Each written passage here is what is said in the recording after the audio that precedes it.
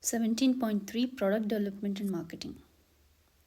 This chapter covers product development or product differentiation, marketing and marketing expenditure, selling cost and total cost, selling cost and demand, using advertising as single or signal quality, brand names. Product development or product variety or product differentiation. To enjoy economic profit, firms in monopolistically competition must be continually developing new products because whenever firms make economic profits, imitators emerge and set up business. So, to maintain economic profit, a firm must seek out new products that will provide it with a competitive edge, even if only temporarily. A firm that manages to introduce a new and differentiated product will temporarily face a less elastic demand and will be able to increase its price temporarily. The firm will make an economic profit. This process will keep repeating in monopolistic market. Even though monopolistic competition does not provide productive efficiency or allocative efficiency, it does have benefits of its own. Product differentiation is based on variety and innovation. Many people would prefer to live in an economy with many kinds of clothes, foods, and car styles, not in a world of perfect competition where everyone will always wear blue jeans and white shirts, eat only spaghetti with plain and red sauce, and drive an identical model of car. Many people would prefer to live in an economy where firms are struggling to figure out ways of attracting customers by methods like friendlier service, free delivery, guarantees of quality, variations on existing products, and a better shopping experience. Critics of market oriented economies argue that society does not really need dozens of different athletic shoes or breakfast cereals or automobiles. They argue that much of the cost of creating such a high degree of product differentiation and then of advertising and marketing this differentiation is socially wasteful.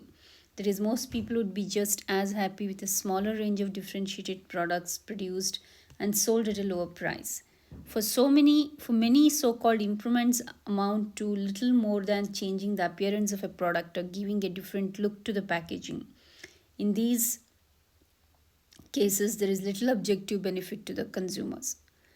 But regardless of whether a product improvement is real or imagined, its value to the consumer is its marginal benefit, which equals the amount the consumer is willing to pay. In other words, the value of a product improvement is the increase in price the consumer is willing to pay. The marginal benefit to the producer is marginal revenue, which in equilibrium equals marginal cost. Because price exceeds marginal cost in monopolistic competition, product improvement is not pushed to its efficient level.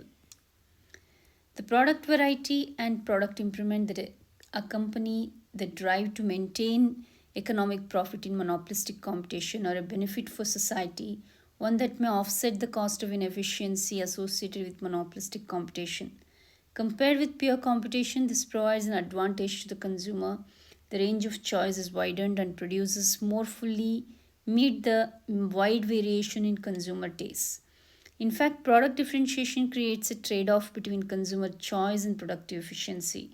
But the greater the product differentiation, the more likely it is the firm will satisfy the great diversity of consumer tastes.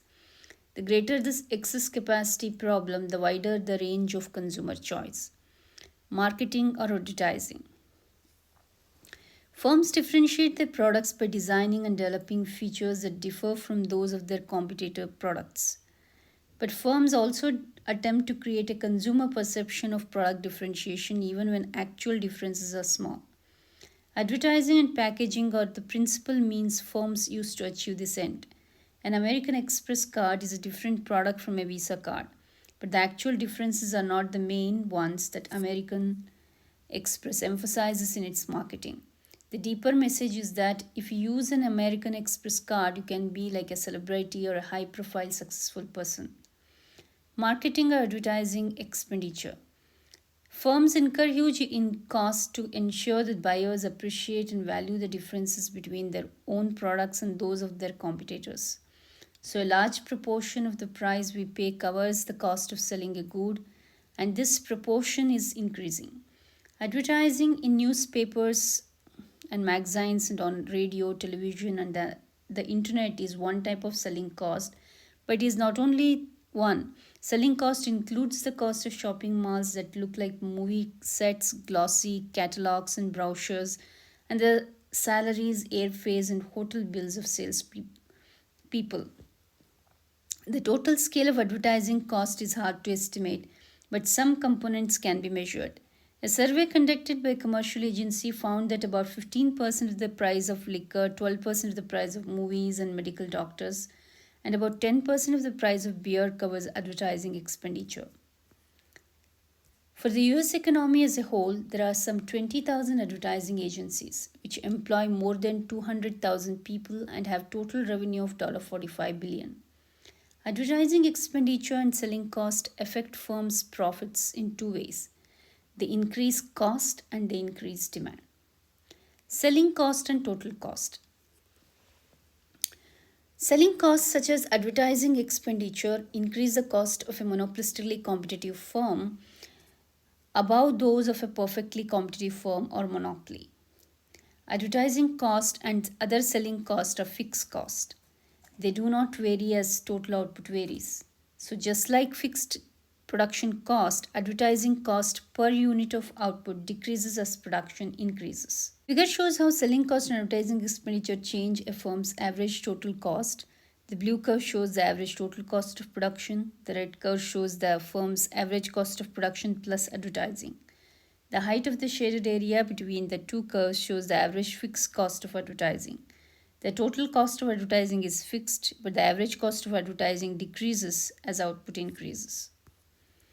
Figure shows that if advertising increases the quantity sold by a large enough amount, it can lower average total cost. For example, if the quantity sold increases from 25 pairs of jeans a day with no advertising to 100 pairs of jeans a day with advertising, average total cost falls from $60 a pair to $40 a pair. The reason is that although the total fixed cost has increased, the greater fixed cost is spread over a greater output, so average total cost falls. Selling cost and demand. Advertising and other selling efforts change the demand for a firm's product. By informing people about the quality of its product or by persuading people to switch from the products of other firms, a firm might expect to increase the demand for its own products. But all firms in monopolistic competition advertise, and all seek to persuade customers that they have the best deal. With all firms advertising, the demand for only one firm's product might become more elastic. So, advertising can end up not only lowering average total cost but also lowering the price and decreasing the markup. As shown in figure, when the price is OA, the total sale of the firm is OB and DD is the original demand curve. The firm reduces the price of its products from OA to OC. Now, suppose if no advertisement expenditure is incurred, the sales increase only slightly from OB to OE. But along with price reduction, the firm also incurs advertisement expenditure. There is a substantial increase in the sales from OB to OF. Thus, the effect of the advertisement expenditure is to alter the shape of the demand curve by making it more elastic. D1 is the new demand curve, which is more elastic than the original demand curve DD. So, in the part A with no advertising, the demand for lucky jeans is not very elastic. Profit is maximized at 75 pairs of jeans a day, and the markup is large. Markup is a difference between price and marginal cost. In part B with advertising, which is fixed cost, increases average total cost and shifts the average total cost from ATC0 to ATC1, but leaves the marginal cost unchanged to MC.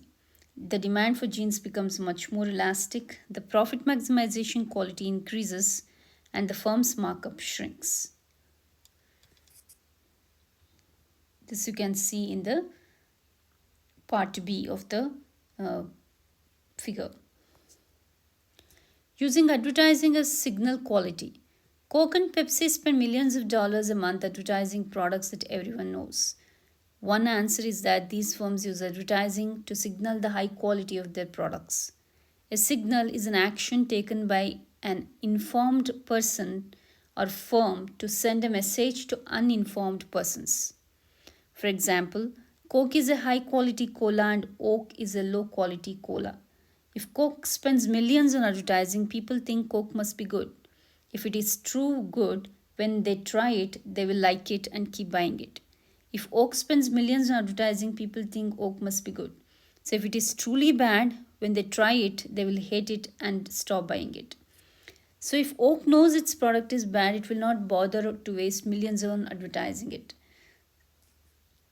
And if Coke knows its product is good, it will spend millions on advertising it. Consumer will read the signal and get the correct message. None of the ads needs mention the product, they just need to be flashy and expensive. So if advertising is a signal, so it doesn't need any specific product information. Brand names.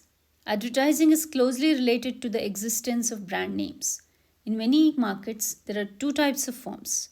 Some firms sell products with widely recognized brand names, while other firms sell generic substitutes. For example, in a typical drugstore, you can find Bayer's aspirin on the shelf next to generic aspirin. In a typical grocery store, you can find Pepsi next to less familiar colas. Most often, the firm with the brand name spends more on advertising and charges a higher price for its product. Critics argue that brand names cause consumers to perceive differences do not really exist. In many cases, the generic good is almost indistinguishable from the brand name good. Consumers willing to pay more for the brand name good, these critics assert, is a form of irrationality fostered by advertising. More recently, economists have defended brand names as a useful way for consumers to ensure that the goods they buy are of high quality. The two related arguments.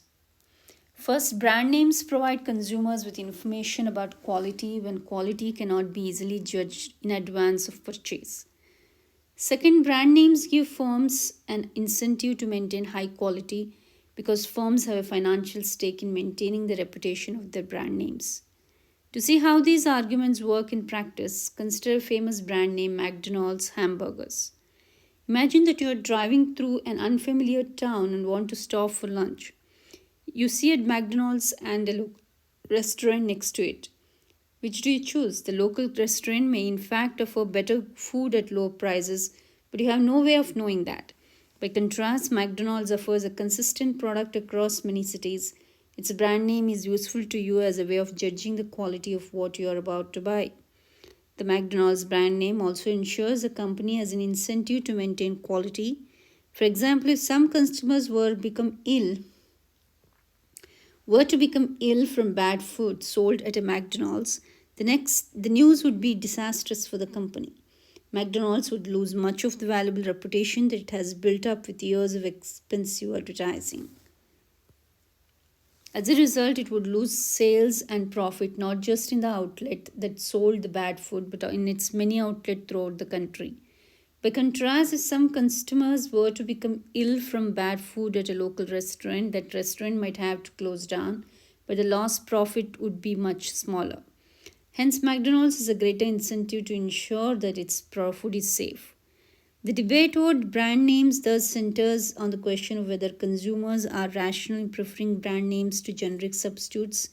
Critics argue that brand names are the results of an irrational consumer response to advertising.